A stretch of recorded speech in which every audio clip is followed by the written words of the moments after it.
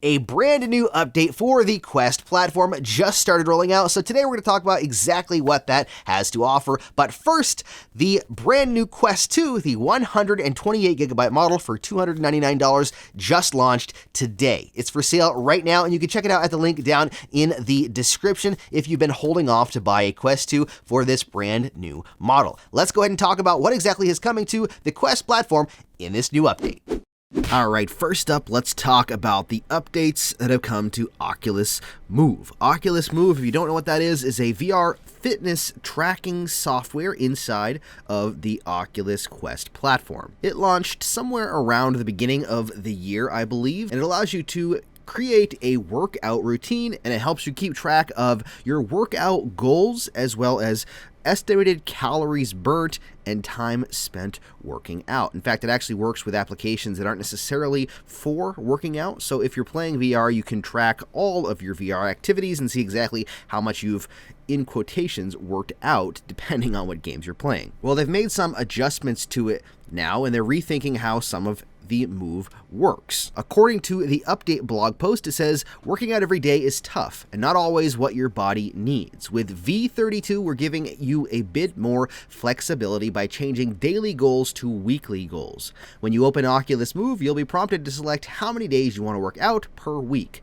Achieve your weekly goal, and we'll highlight it on the redesigned Move calendar so you can easily monitor and track your wins, which to me makes a lot more sense because working out every day can be a challenge both from a physical standpoint and from a time standpoint. Not everyone has the ability to work out every single day. So by setting a weekly goal, you allow yourself the ability to miss a day or two and still hit your goal, even if you don't have time to do it every single day. They're also redesigning how it works for new users. The blog post says, we're also rethinking our suggestions for new users. Fitness is a habit you need to build. It starts with a single day, sure, but we want to help you exercise for years to come.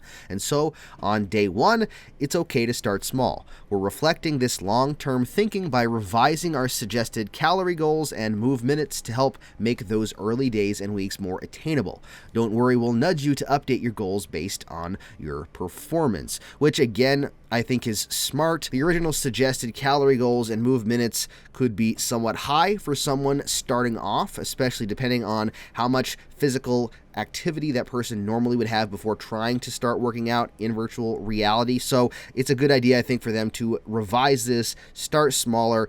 I think these two adjustments will make Move a lot more easy for new users and just in general for people to use altogether. Plus, they're also allowing what they call in it together motivation, which is essentially allowing you to actually share when you've hit your activity goals. The blog post says, lastly, we know that fitness is a social activity for many of you. Being in it together can be motivating, and when you nail your goals for the week or finish an especially hard workout in Creed Rise to Glory, you should be able to share it with others, whether to celebrate your own performance or inspire some friendly competition. With V32, you can now share your workout stats directly from Oculus Move to Facebook, including groups, Messenger, and your timeline. It's okay to show off a little, which I think is great. Encouraging other people is a big part of fitness. One of the reasons going to a gym is different from working out at home because you can work out with others. You can be encouraged by seeing other people working out. I think it's great that they've allowed you to now share the workouts that you've done and your goals attained. Also, now they've actually updated the gifting. It used to be that you had to actually go into the application to gift a game to someone, but you can now do that inside of the headset. It says, we're also updating the app gifting experience to make it a little easier than before. Until now, app gifting was only available by accessing the Oculus Store through a browser or the Oculus mobile app. But what happens when you're browsing the Oculus Store with your headset and see a game you want to buy for someone? Starting with V32, the answer is just buy it for them. We're adding the ability to send someone a gift from right there in the headset. Look for the 3 dots menu on the product page, choose buy for a friend, type in their email address, and send it right over, which is just another ease of use update, but a welcome one, as sometimes you're playing a game and you want someone to jump in with you. You don't want to take off your Quest, So you just send them the game and then they can install it and jump right in with you. Another minor update to the messages on your Oculus Quest. They've actually adjusted it so that all messages will be in one place now with both your Facebook and Oculus friends instead of having to switch between the two tabs. That was kind of annoying having to switch from one to the other, so I'm glad that they've changed it. They do say, though, it is two separate friend lists. It says you can now navigate to the People tab in Messenger and you'll find a single list of your Oculus and Facebook friends to make it easier for you to reach out to all of your online contacts. But it also says no need to worry about your Oculus friends seeing your Facebook activity.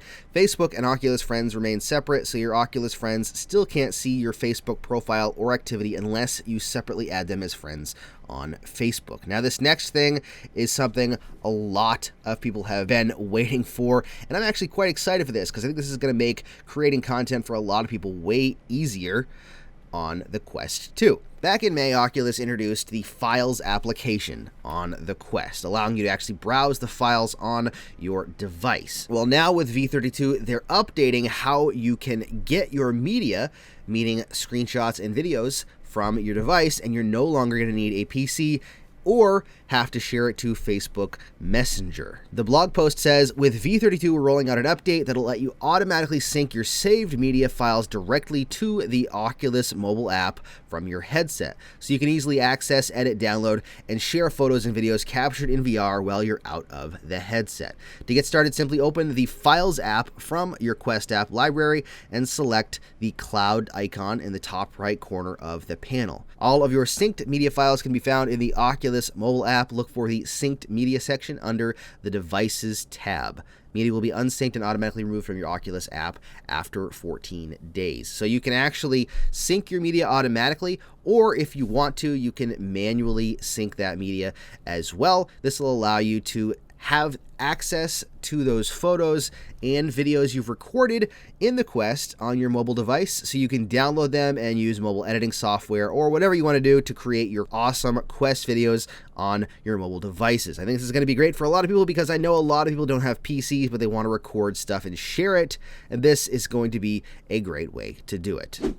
There you go. Those are all the updates for V32 on the Quest platform. Nothing really groundbreaking in there unless you're into the fitness scene, and it really helps to have this adjustment to Oculus Move. Hopefully, as we come to the end of the year, this holiday season, we'll start to see some even bigger updates. Honestly, don't know what else they could update at this point in time. We really just need more games because they've done so much to the platform already. Which of these are you looking forward to the most testing out, if there is one at all, or are you looking forward to something coming in the future? Maybe I'm missing something. Maybe the Quest 2 or Quest needs something that I don't even think about. Let me know down in the comments what you would choose for the next update if you have something in mind. And if you want to get the most out of your Quest and your Quest 2, don't forget to hit that subscribe button down there and the bell icon for notifications. And you can check out even more of my videos right over there. Thank you so much for watching. Stay safe and happy questing.